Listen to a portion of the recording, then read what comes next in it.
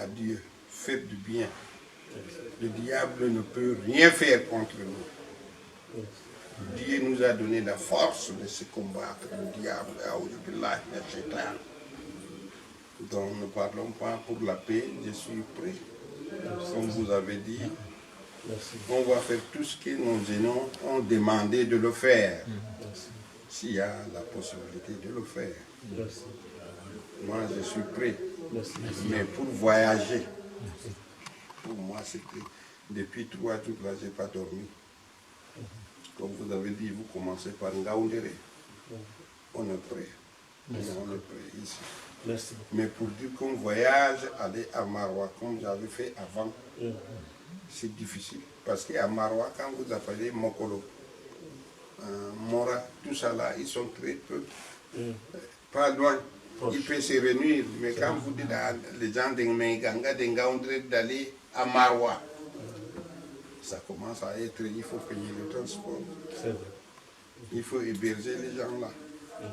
Quand on dit d'Engaoundré, Adama fait à Ngaoundré, Garwa fait à Garwa, Maroua fait à Maroua. Moi, c'est ça. Excusez-moi de vous suggérer. Vous comprenez? Parce que quand vous dites les gens de Ngaoundéré d'aller jusqu'à Maroua, alors que quand vous appelez même de Mora, de Maroua, ça fait 60 km, vous voyez, c'est très bien. Vous comprenez?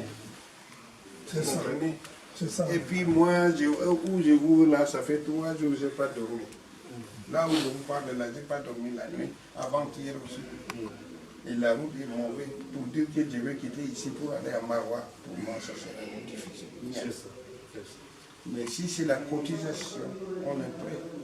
Parce que ce qu'ils appellent les gens actuellement, nous, avant, ce n'est pas ça. Les militants cotisent.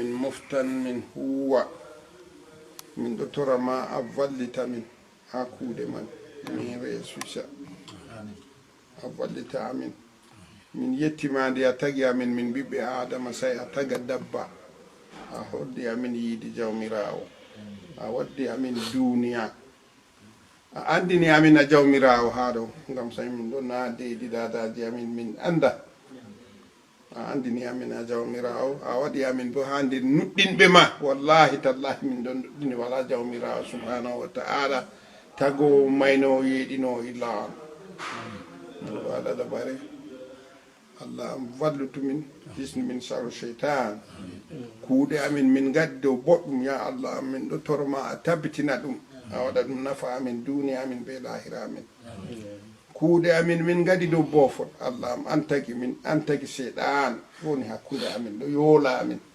komin gaɗi dow boofol allah am yaafumin jawmirawo o yangitigo amin ko ɓeddata ha laamu ma wallahi tallahi wala yaafugo amin ko ustata ha laamu ma wallahi tallahi wala allah am yaafumin min jurumɓe a tagiri min lesdi min gartan leddi wala komin yetti ko ɗumen yaafa junubaji amin a hokka amin hayru a yaafa junubaji amin deydey komin yiɗi waɗugo deydey a ardini himɓe ardi amin a sufti ɓe an on sufti ɓe kamɓe on yeccata amin nda komin gaɗata allah am handutuɓe kamɓe bo renuɓe deydey ko sarrata ɓe deydey komin haɓɓi ɗo bo min waɗa ɗum reesusa a hisna amin saru cheytan ta wara nasta hakkude amin a vallita amin a juttina min balɗe a yaafa saaruji amin derɗiraɓe amin ɓe min woni no rawani ɓe maɓɓe hikka ɓe ngala allah mi yaafuɓe hooti hama minin bo min mayatani sey to a yaafa amin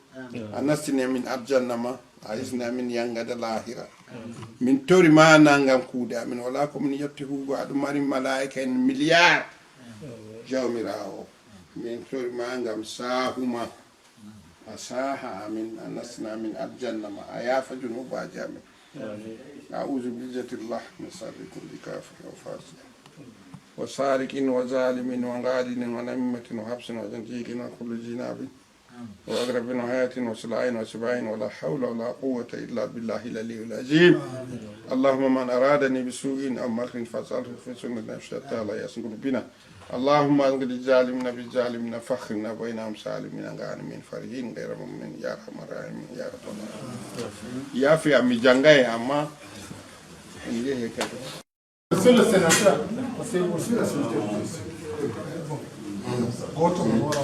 Bismillah, vote mon noir à la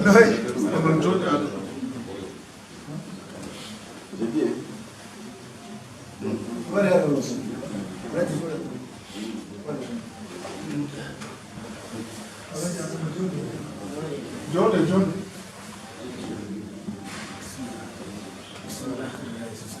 Bismillah.